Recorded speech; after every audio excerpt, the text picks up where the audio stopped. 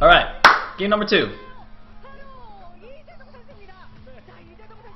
Jaedong. You see, this is what I'm talking about. See, this is the strategy. All right. Now, you wanna know why this is also part of the strategy? Okay, so the strategy I was saying in the beginning was SKT is sending out their top 2 in the first 2 sets. So you send a throwaway in game 1, but game 2 is the crucial one because they still have a good player. So you actually need to beat the good player, right, to make a game 3 and kill the weak player.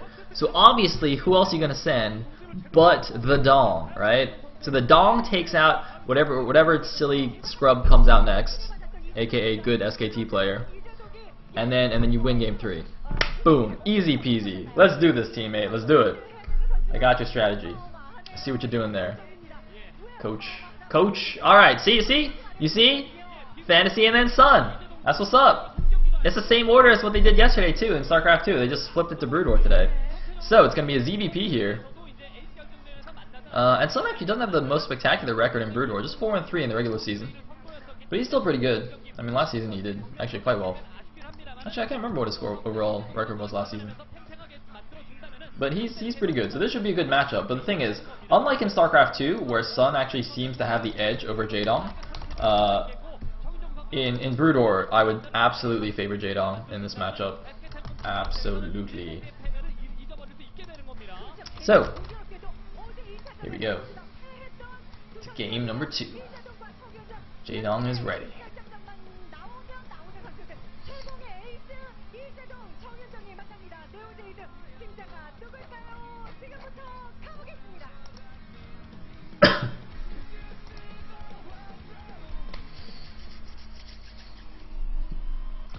Alright, let's go. This might actually be like one of the first non-cheese games that we see in the playoffs. Or not one of them, but the first non-cheese Brood War game we see in the playoffs. I don't really see Jaedong all-inning here. And Sun, I don't know. He seems like a nice guy. I don't think he'd do it. I guess we'll see. He'll forge fast expand at least, I'm pretty sure, so we'll have like longer than a 10-minute game. Alright. In the bottom right corner as the brown Zerg, we do have Jaedong playing for Kespa Team 8. And in the top right corner, as Orange Paradox, we have Bison. Also, I just realized my Ustream stream is actually working now. It doesn't actually look much higher quality though, so I'll leave it for now, and we can switch for StarCraft 2. Or we can switch after this game. It doesn't really matter. Alright, sweet. The Overlord, by the way, of Jaedong is actually heading towards the middle of the map. Now, normally what I would say is that he's looking for an incoming probe. So you see, if Bison's probe goes down to the bottom right now, he'll actually pass that Overlord on the way, and then Jaedong can see the direction that it came in. Rape! Yeah, so Jaedong's Overlord will actually see the direction the probe comes in, and then he can actually just go straight to Sun's base. Or if he doesn't see a probe come in, then he'll just choose whichever direction he likes. Yep, you can see exactly that's what happened. He sees the probe coming in, and he's like, boom, alright, my opponent is in the top right. Of course, Sun does also get the first scout off. And Jaedong's actually gone for an overpull here rather than a 12 hatch, so playing it a little bit safer. I was actually thinking he might even have potentially sent his Overlord all the way to the actual middle of the map, just to check for those proxy gates, but no, it looks like he's just going to go straight to the top right upon seeing that probe. I think if he didn't see a probe, he might actually have sent it to the middle. I'm not sure. Whoa! One hit left on that drone. That is very dangerous. That probe can go back and kill it still. That is very, very dangerous. Even if you pull the drone back to the middle of your mineral line, obviously pro gamers, they got like some sick APM and mouse accuracy. They just like click on all your drones and see which one is the damaged one and just go kill it. Oh, Reps.ru!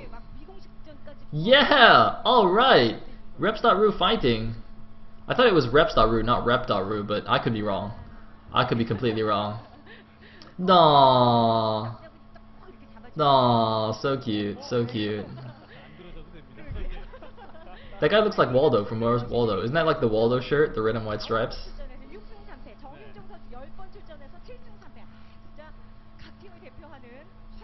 Anyway, looks like drone going out to make the hatchery. And we got Forge. Actually, was that Forge Cannon and then Nexus? That's not really necessary, is it? Apparently it is reps.ru. It is plural. So that guy just completely dropped the ball. He like tried to give a shout out and just did it wrong. Oh man, I feel bad for that guy. But that's okay, because I gave the proper shout out. Alright, everybody go check out reps.ru. Even if you don't speak Russian, reps.ru is pretty awesome.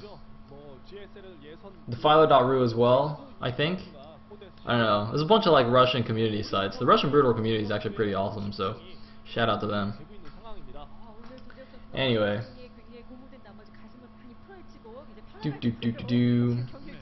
Hatchery at the bottom left, natural as the third. Standard. So you can see all these links just chasing the probe around. And this is because Jaedong did actually see that the cannon was well on the way, so he didn't bother actually sending his lings over. Actually, now that I think about it, if you go for overpool, if you're in close spawns, you do need to go cannon first. I think if you're in cross spawns, you can actually get away with the Nexus first if you like cut an extra probe or something like that.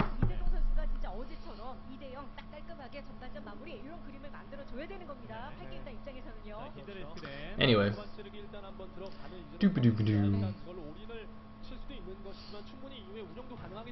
So this probe guy looks like he's heading over to the bottom left. Gonna go check out that third. Jaedong is getting a Hydralisk Den now, but this doesn't necessarily mean he's going for like a bust or an all-in.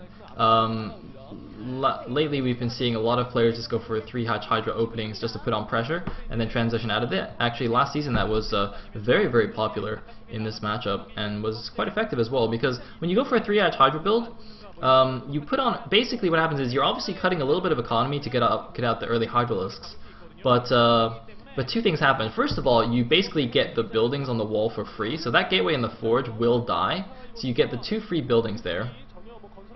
You also, you can also help deny any more probe scouts or zealots poking out of the base. Speaking of which, there's actually a zealot that has just completely missed the hatchery there. But more importantly is that the Protoss is completely in the dark. So as soon as your Hydras get set up outside of the Protoss wall, he doesn't know if you're going to keep making Hydralisks and try to kill him, or if you're going to transition out and make drones. So in order to be safe, he has to make more cannons than he would want to, right? So he has to make enough cannons that if you are busting him, he doesn't die. And if you're not busting him, then he doesn't want to make too many, because otherwise that puts him further and further behind. Like every extra cannon the Protoss has to make puts him behind.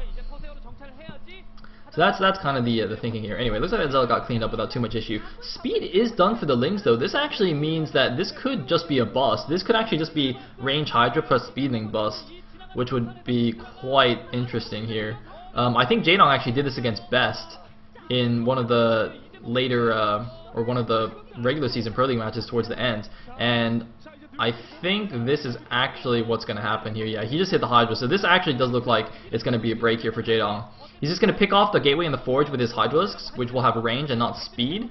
You can see they're actually slow Hydras here, but they do have Hydralisk range, and then as soon as the wall goes down, he's going to run in with all his Speedlings and just kill everything. Unfortunately for him, all the cannons are already up here, so I don't actually think this is going to work. I actually don't think this is going to do anything. Yeah, all the probes are coming off. This is not actually going to do anything. Well, no, you done goofed. Oh, that is awesome, actually. He did a hold position on the probes. I was wondering why the probes weren't actually doing anything. Sun actually held position all his probes with the Zealot, so they just like made a wall and didn't move. That's actually really cool. So now Jaedong is kind of boned. And and I think Sun's actually gonna make this 1-1. So Jaedong just completely dropping the ball here, but that's alright. That's alright, we still love him, he's still Jaedong. But you can see how poor his drone saturation is right now. He's got no tech, he's got no drones, his overlords are getting hunted down because he's got like not enough Hydras left. And this is just not good. Oh, Jaedong not even paying attention here, taking some damage. Anyway, another gateway going up here at the natural. A few probes though still are off the line, but look at this, just losing so many overlords. He's already supply blocked, and GG from Jaedong. Sun holds off the cheese flawlessly. That was actually like possibly the most perfect defense I have ever seen against that kind of cheese. That was actually beautiful. He lost like a zealot and a probe, and that was it. I don't think he even lost a cannon. That was actually some beautiful defense there. I'm actually really happy. Even though I'm like rooting for Team 8, I'm rooting for Jaedong. That was actually very well played by Sun. Very nice. I'm actually so impressed. I mean, on the other hand, you know, Jaedong did actually already do it to Best. Like, he already did it to one of Sun's teammates. So I guess he kind of could have seen it coming, but... Damn. We're going to game 3, guys. We're going to game 3.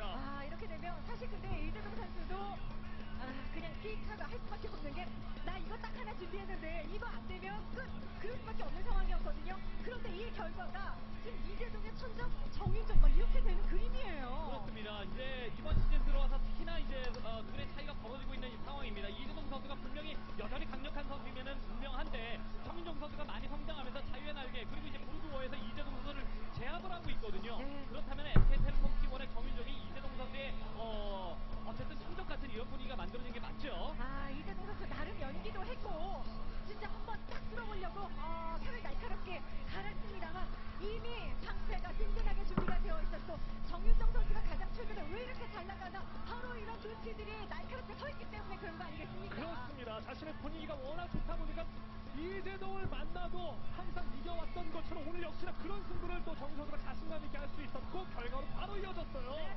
만약에 진짜 여기에서 이재동 선수에게 승리를